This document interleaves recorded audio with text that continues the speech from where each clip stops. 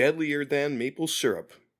Toronto, the city of ambition, wealth, and power, where the right handshake can open doors, and the wrong whisper can close them forever. The Palais Royale, a grand ballroom overlooking the shores of Lake Ontario, was a place to be on a crisp autumn evening in 1949.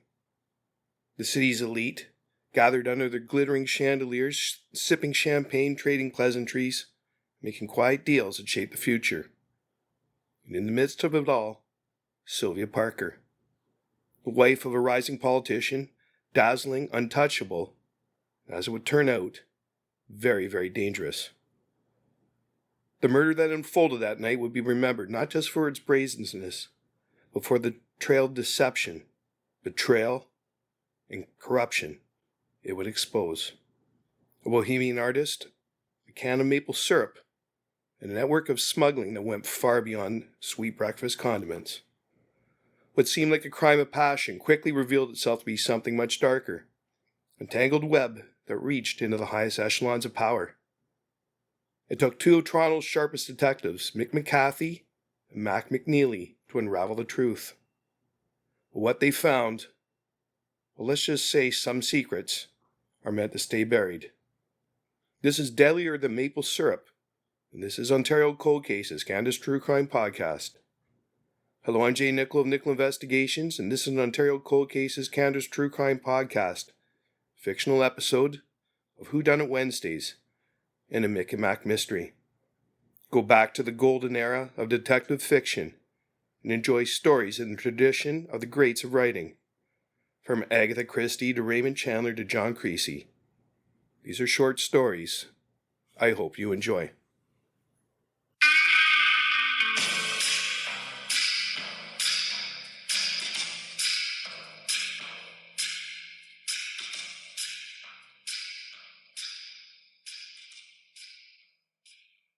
Hello, I'm Jay Nichol of Nichol Investigations, and this is Ontario Cold Cases, Canada's true crime podcast. Ontario Cold Cases is a gripping true crime podcast that shines a light on unsolved murders, disappearances, and forgotten crimes from across the province and the world. With meticulous research, compelling storytelling, and a commitment to historical accuracy, we bring you the real stories of victims, investigators, and suspects, stories that demand to be heard. Each week, we take you deep into the world of true crime with a packed schedule of episodes. Tuesdays, historical true crime cases, exploring infamous and obscure crimes from history. Wednesdays, the Mick and Mack mysteries, a thrilling fictional detective series set in 1950s Toronto. Thursdays, World Cold Case Thursday, investigating unsolved cases from around the globe. Sundays, Ontario Cold Cases, the latest episode uncovering an unsolved mystery from Ontario. From high-profile crimes that shock the nation to little-known cases waiting for justice, we uncover the truth, one case at a time. Join us as we explore the dark corners of history and mystery, where every clue could lead to answers and every case deserves a second look. Subscribe now wherever you listen to your favorite podcasts and never miss an episode of Ontario Cold Cases, Canada's true crime podcast.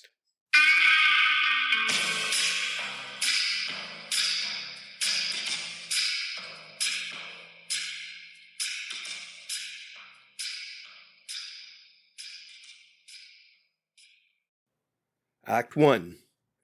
The chandeliers of the Palais Royale sparkle like diamonds, casting a golden glow over the crowd of Toronto's elite. Jazz hums softly in the background, mingling with the clink of champagne glasses and the low hum of polite conversation.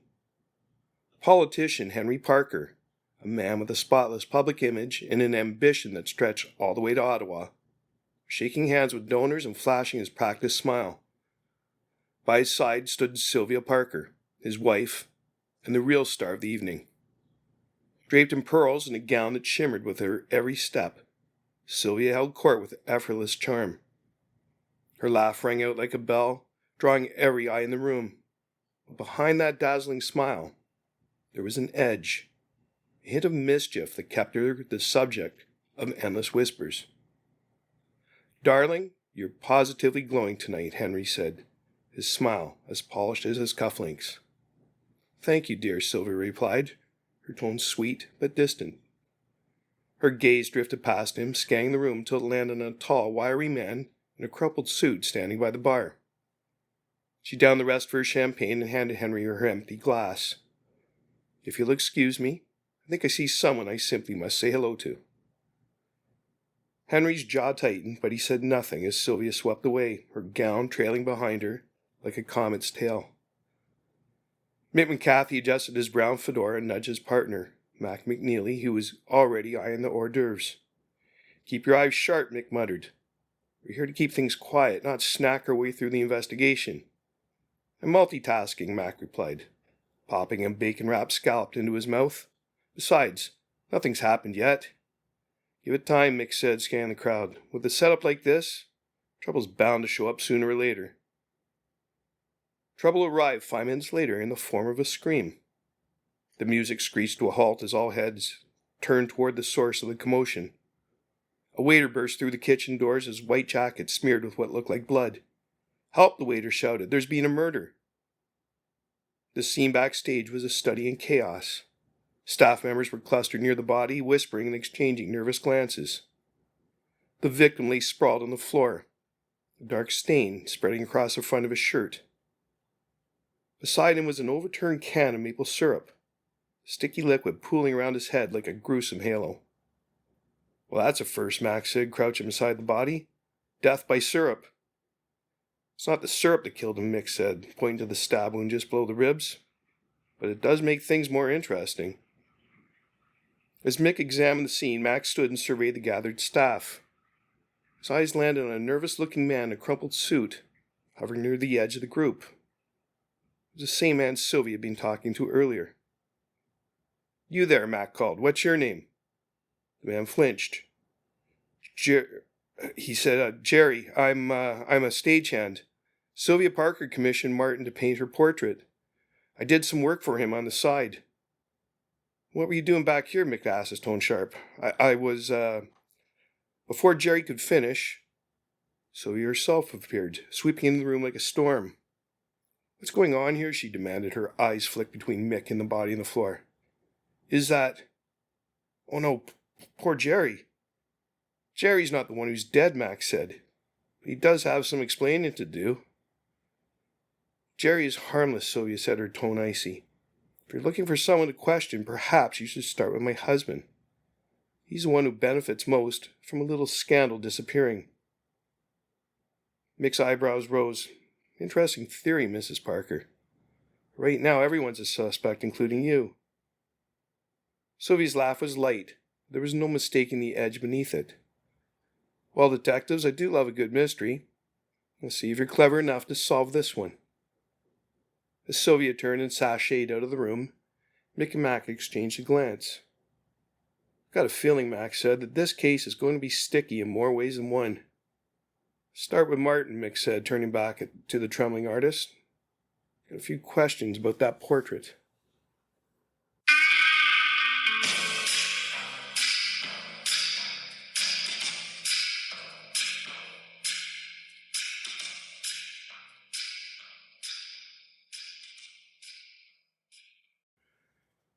Act 2. The morning after the chaos at the Palais Royale, Mick and Mack were back at Division 14, sifting through notes and nursing cups of lukewarm coffee. The murder of the bohemian artist turned victim turned the city's rumor mill into a frenzy. Everyone wanted to know who killed the man, and why there'd be maple syrup all over the crime scene. "You think the syrup's a red herring?" Mac asked, dunking a donut into his coffee. "I think it's a message," Mick replied. "Something about it feels too deliberate. Nobody just spills maple syrup next to a murder victim without meaning something by it." Their conversation was interrupted by the arrival of a constable, who handed Mick a note. "From the scene officers at the artist's studio," the constable said. "Thought you might want to see this." The note detailed a hidden ledger found in Martin Lowe's studio. It contained a list of names, payments, what appeared to be coded messages. Mick tapped the paper thoughtfully. "Looks like Martin wasn't just painting portraits. She's keeping some very interesting company. The studio was exactly what Mick had imagined. Cluttered with half-finished canvases, paint-splattered floors, and the faint smell of turpentine. What he hadn't expected was a police photographer snapping pictures of a canvas popped in the corner. The portrait featured Sylvia Parker striking an exaggerated pose with a sly smile that practically dared you to trust her. Not exactly subtle, is it? Mac said, pointing to the painting. Makes her look like she's got something to hide. She's got plenty to hide, Mick said, flipping through the ledger they brought from the station. The question is, how much of it ties back to this murder? As they searched the studio, they found more than they bargained for. A stack of envelopes addressed to Martin Lowe, but signed with a pseudonym, J. Maple. You think our artist was getting blackmailed? Mac asked, holding up one of the envelopes. Could be, Mick replied, examining the contents. Or he was in deeper trouble and he realized. J. Maple might have been paying him to keep quiet about something. Before they could dig further, a loud crash echoed through the studio. Mick and Mack turned to see Jerry the stagehand, wide-eyed and panicked, standing in the doorway. I didn't mean to startle you, Jerry blurted, raising his hands. I just needed to get some of Martin's stuff. Jerry, Mick said, crossing his arms. What exactly were you hoping to find? Jerry stammered, his eyes darted into the envelopes in Mick's hands. Nothing, I swear. Okay. Maybe I owe Martin a favor or two. But I'm not involved in any of this murder business. We'll be the judge of that, Mac said, gesturing for Jerry to sit. Start talking. Jerry's tips led Mick and Mack to a warehouse on the outskirts of Toronto, where the syrup smuggling ring was allegedly operating. The building was unassuming, but the sweet smell of syrup inside was unmistakable. Barrels lined the walls, some labeled as Grade A Maple, and others with no markings at all. I feel like we just stepped into a pancake ad, Mac said, running a hand along one of the barrels. Except these pancakes comes with a side of criminal enterprise, Mick replied. Look here. Pried open a barrel to reveal bundles of cash hidden beneath the sticky syrup. Well, that's not exactly Aunt Jemima's recipe, Mac quipped. Sound of voices interrupted their investigation. Mick motioned for Mac to stay quiet as he crept toward the source. He found two men in heated discussion, their tones low but urgent. We've got to move the shipment, one of them said. The cops are already sniffing around.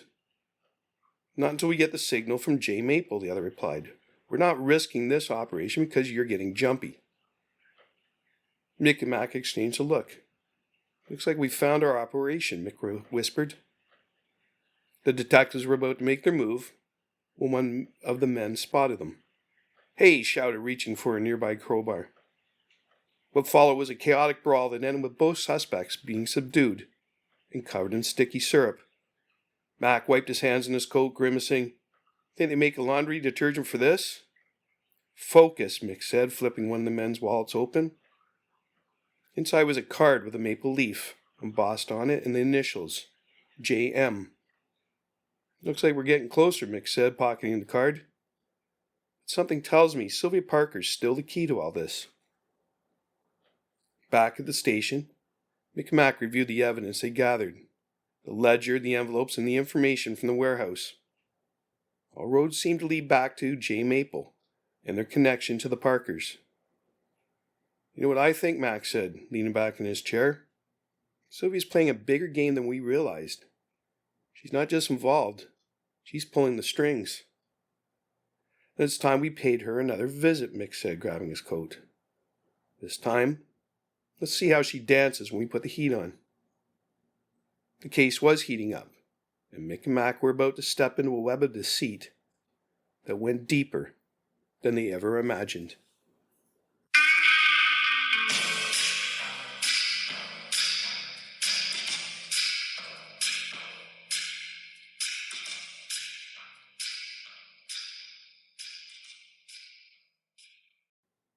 Act 3. The Parker residence in Rosedale was every bit as grand as Mick expected, but there was an air of tension in the gilded halls. Sylvia Parker greeted them in the sitting room, lounging in a velvet armchair with a martini in hand.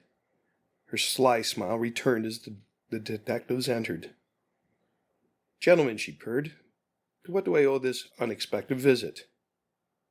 Mick didn't waste time. "We know about J. Maple," he said, watching her closely for a reaction. Sylvia's smile faltered for a fraction of a second before she recovered. "J. Maple? That sounds like a character out of a cheap novel." "Funny," Mac said, crossing his arms. "Because whoever they are, they've been paying Martin Lowe a lot of money. And it all seems to circle back to you and your husband." Sylvia took a slow sip of her martini, her expression unreadable. Martin was a talented artist, but he had a flair for drama. If he was tangled up in something unsavory, it had nothing to do with me.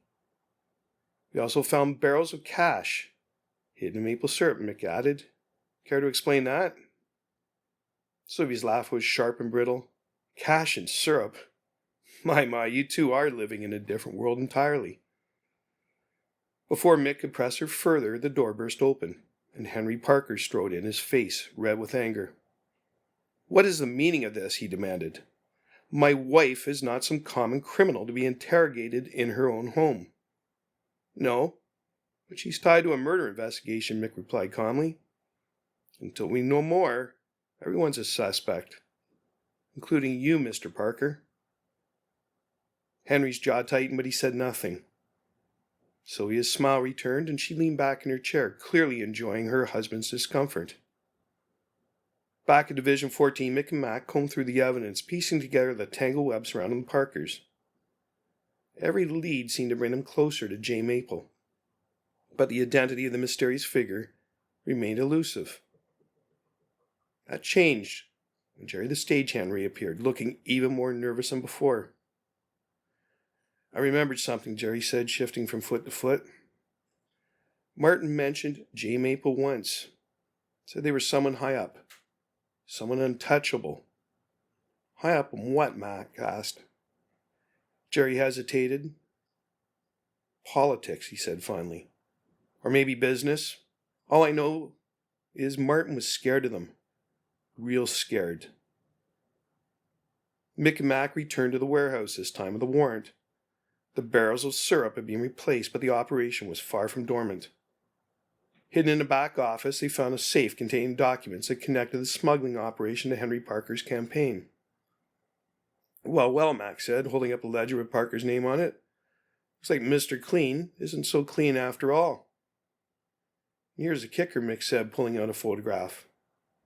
It showed Henry Parker shaking hands with a shadowy figure whose face was partially obscured. The back of the photo was signed J. Maple. The revelation brought Mick and Mack back to the Parkers' home, where they confronted Henry in his study. Sylvia watched from the doorway, her expression unreadable. "You got two options," Mick said, tossing the photo on Henry's desk. "You can tell us the truth about J. Maple, or we can let the press have this." Henry's face drained of color. "You don't understand," he said. "J. Maple isn't a person.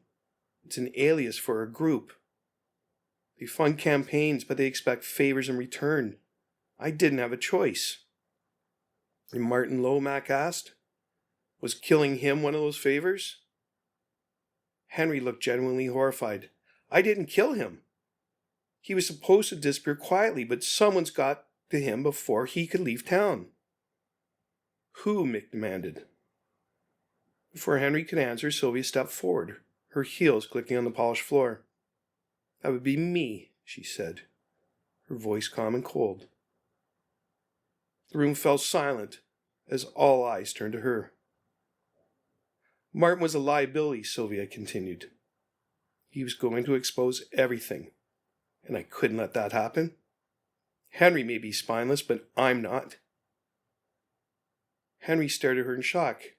"Sylvia, what have you done?" "What you couldn't," she replied, turned to Mick Mack. "So now what, detectives? Do you arrest me and let J. Maple's little empire continue? Or do we make a deal?" Mick glanced at Mack, who looked as stunned as he felt. "Let's start with you coming down to the station," Mick said finally.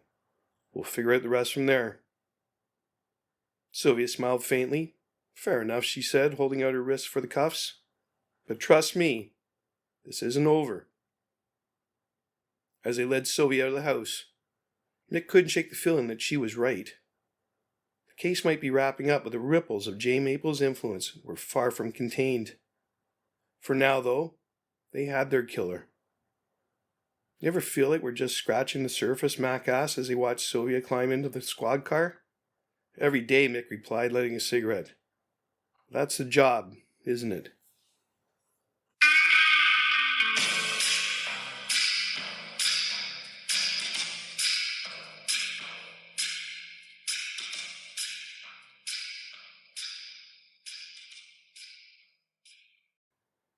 Act 4. The interrogation room in Division 14 was colder than usual, but Sylvia Parker seemed unfazed. She sat with her hands clasped, her expression as poised and unbothered as if she were attending another one of her glamorous galas. Mick and Mack watched her from the other side of the glass. She's not just as cool as a cucumber, Mack said. She's the whole fridge. Let's see if we can turn up the heat, Mick replied. They entered the room, and Sylvia looked up, a faint smile playing on her lips. Detective, she said. To what do I owe the pleasure this time? Cut the charm act, Mick said, dropping the incriminating photo of Henry Parker and J. Maple onto the table. We know about the operation. We were deeper in it than we thought. Sylvia's eyes flicked to the photo, but her demeanor didn't change. So you know about J. Maple. Congratulations. If you think taking me down will end this, you're mistaken.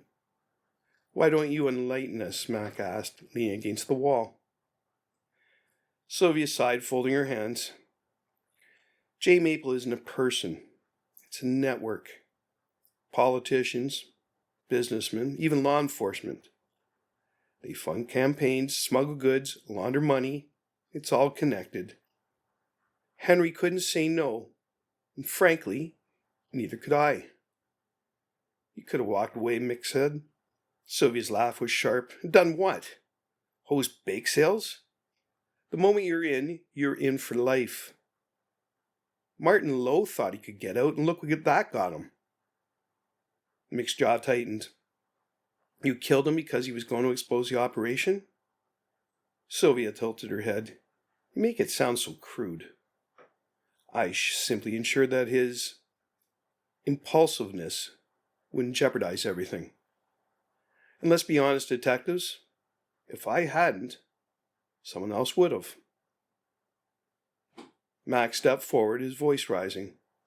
And what about the warehouse, the smuggling, the barrels of cash? Well, those were Henry's pet projects, Sylvia said, waving a hand dismissively. He wanted to play kingpin, but he's not built for it. The real power lies elsewhere. Who, Mick demanded? Who's running J. Maple?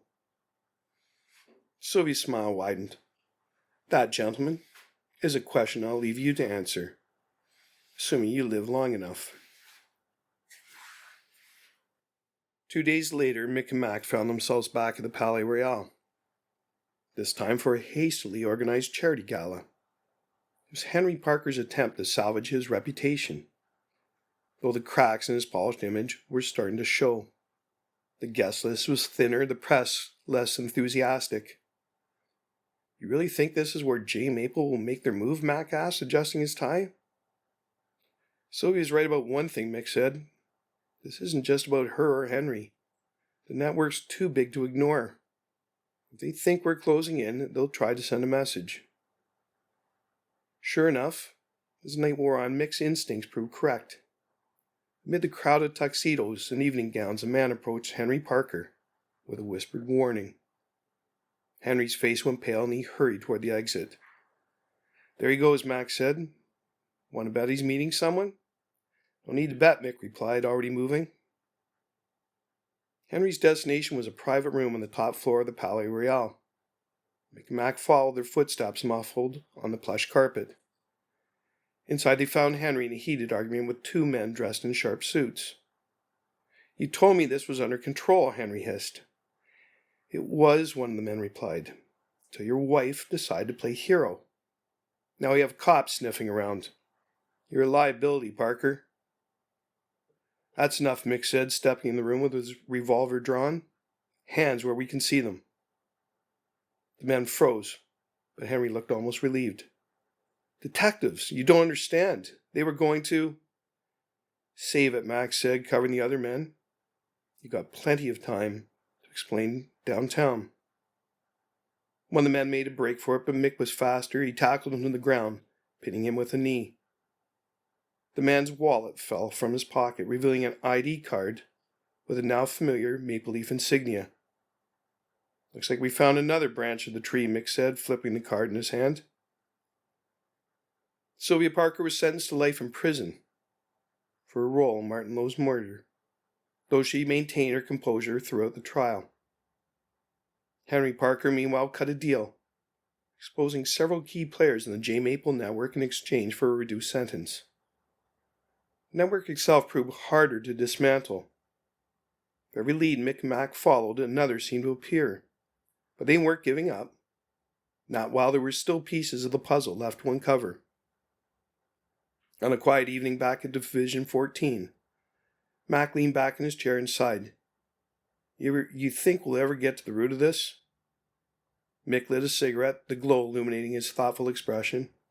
Maybe not. We'll make sure they know we're watching. As the smoke curled upward, the phone on Mick's desk rang.